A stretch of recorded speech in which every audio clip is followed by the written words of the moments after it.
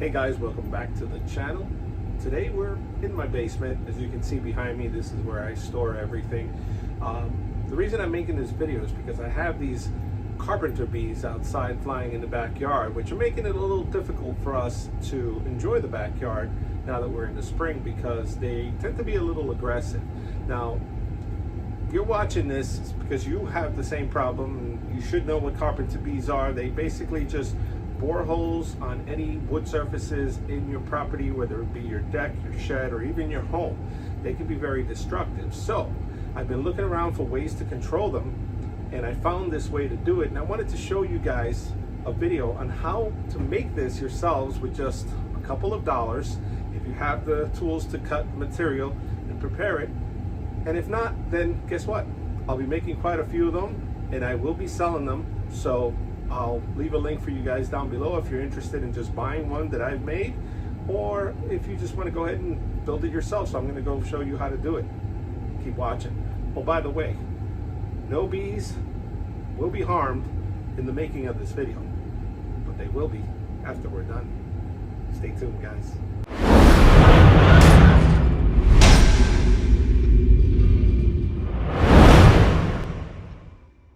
Okay, so to make this project, you just need some very basic stuff. One of the key ingredients, mason jars. You can get these at the dollar store. They come in different types and sizes. These are quart jars.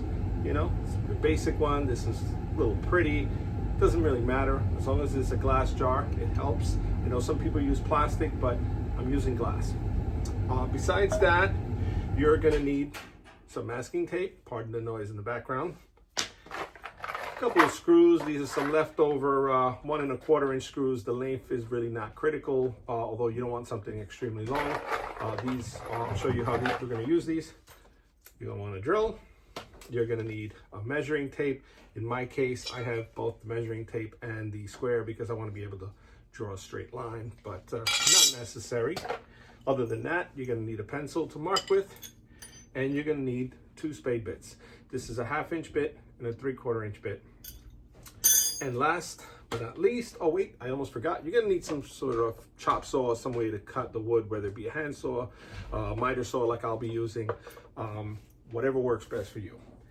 And the last one will be this piece of 4x4. Now, I was lucky. I went to my local Home Depot. They had some scrap pieces laying around. I asked them about it, and they said, go ahead and take them. So this isn't costing me anything other than what I spent on these mason jars.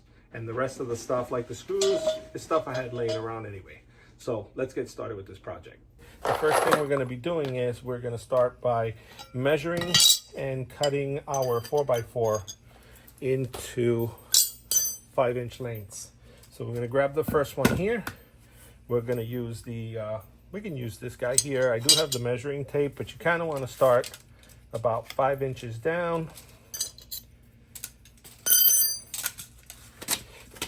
And you just put your mark right there at the 5-inch. All right. Now I'm going to make 2 at the same time, so I'm going to go ahead and put another mark at the 10-inch. Now they don't have to be exactly perfectly to length, okay? But I'm putting a mark at the 10-inch. Remember, when you cut this, the blade is going to take away a little bit of the material, so it's going to be just a hair smaller than 5 inches.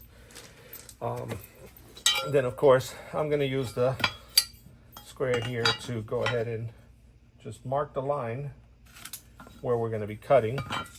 Mark the line here as well.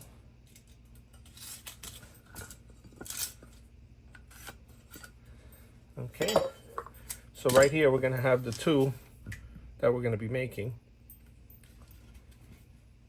but I'm going to cut only here so that I can get started with the 2. This will be an extra piece, which we'll use for another one later on.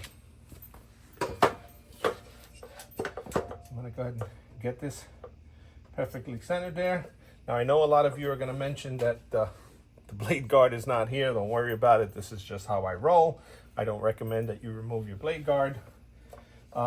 Once I know this is exactly where I need it, I'm going to go ahead and start cutting. All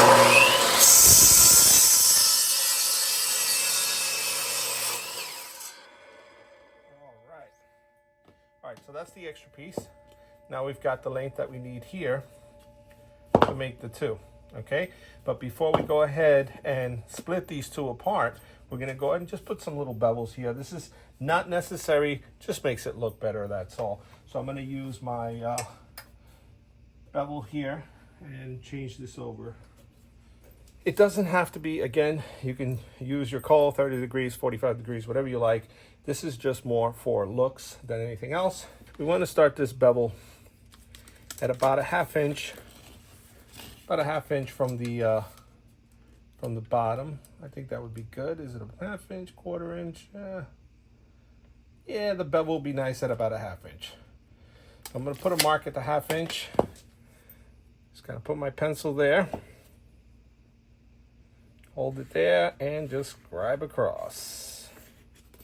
All right, keeping my finger in place. Continue to go all the way across until I get all four sides marked where I want my bevel. And there you have it. Okay, we're gonna do the same thing on this side. Go ahead and put my pencil on there, hold it in place, scribe it across, do all four sides that way.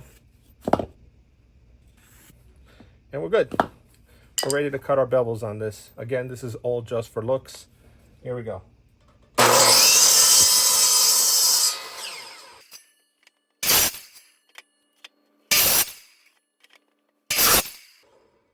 Okay, so as you can see, got the nice little bevel going on there. Okay, again, this is all for looks. You don't have to do this. And we're gonna do it on the other side as well. Get rid of these scrap pieces.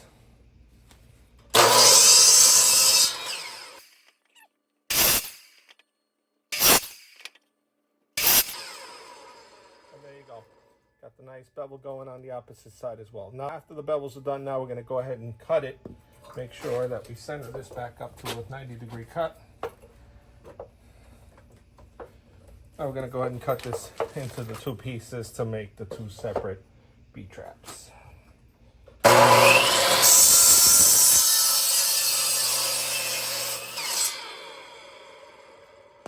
And there we have it. Okay, this is going to make two bee traps. Now we're done with the chop saw. The next thing we're going to do is we're going to start drilling holes into this, okay? But before we do that, we want to go ahead and put a lid from the mason jar on the bottom of each one of these. So I'm going to make one of each kind of the two mason jars that I purchased today. So get rid of all this scrap here. We're pretty much done with that. All right. So we center the mason jar lid right over the center of the 4x4. Now, if you notice, there are two different types. This has a solid lid. This one has one of those two-piece lids, but that's okay. It still works. Just get it as close to the center as possible. And then you want to screw these down on there. So I'm going to grab a couple of screws here. 4 screws because we're building 2 at the same time. That's where the drill comes in. All right. And we want to center these lids best we can. Again, it does not have to be perfect.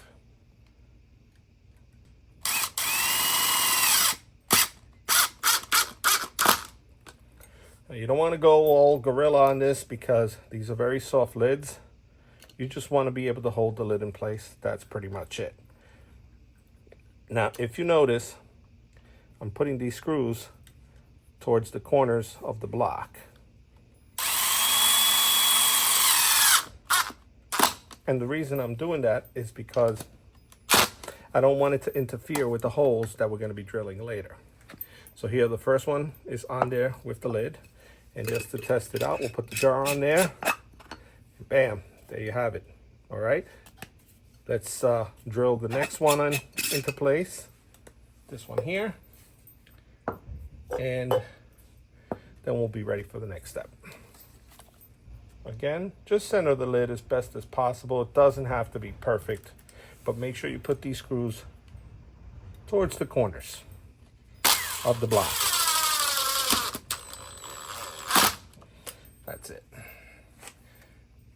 And you only need 2 screws, opposite of each other. Checking the lid as centered as possible.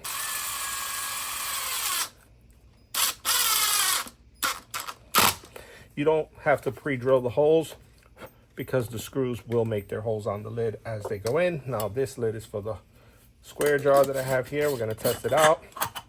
She goes in nice, and there you go. That's what it's gonna look like at the end. Okay, now before we start drilling, of course, remove the jars. Put them to the side, we don't wanna break these. And then that's where the 3/4 inch spade bit comes into play. What we're gonna be doing is, but before I attach it to the drill, we're going to be drilling a hole in the very center of this lid. Again, it doesn't have to be perfect, but just get it as close to center as possible. Now you want to drill in far enough, but not all the way through. So in this case, we're probably going to go to about this point here. Okay, and because we're going to that point there, that's where the tape comes into play. Going to grab a piece of this painter's tape here. All we need on this painter's tape is just a small piece, okay? This is going to serve as our marker. And what we want to do is we want to drill down to where the tape just touches the top of the lid here. So we'll put that to the side. And that's it. This is more of a marker, so as we're drilling down, we know to stop when this touches the lid. And we don't drill too far, but far enough. Drill. Like I said, as close to the center as you can. It doesn't have to be perfect, but you really want it as centered as possible. And the beauty is that this spade bit has a nice sharp tip, so it'll serve as a punch to get you started. I think that's centered. So we're gonna go in nice and easy. Don't push too hard. Want to get through that lid first. See? And that basically pulled off the very center of the lid, and there it is. Now we're going to continue to drill down until the tape touches the lid. And there we have it. We made it to the point where the tape touches the top of the lid. Now we have a nice 3/4 inch hole there, and the last step would be to drill 1/2 inch holes on each side of this block, so you have 4 entry points that connect into that center 3/4 inch hole. Okay, so now we have the 1/2 inch spade bit here on the drill. I'm using a different drill because I couldn't attach this 1/2 inch to this one. But we're gonna go ahead to the mark. The mark is as centered as possible to the hole that we made on the bottom. So I'm gonna go ahead, just kind of eyeball it a little bit here. Yeah, we're gonna start going straight in.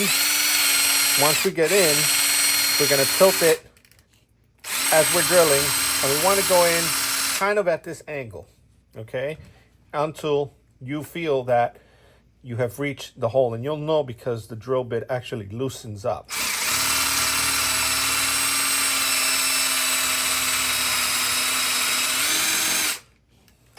Let me just clean out the debris, makes it a little easier.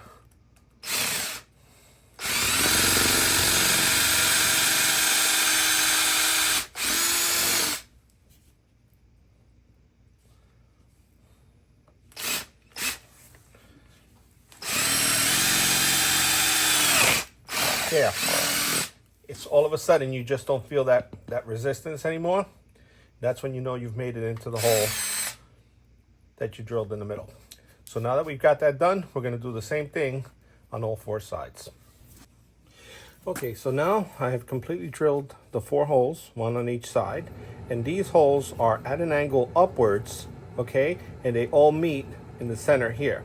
And a good way to check that the holes made it all the way through is to shine some light into each hole. And when you look inside, you see light. That means that each one of these holes connects to the center hole, and you're good to go. And that pretty much completes the project. Okay, now we're gonna add the mason jar to this.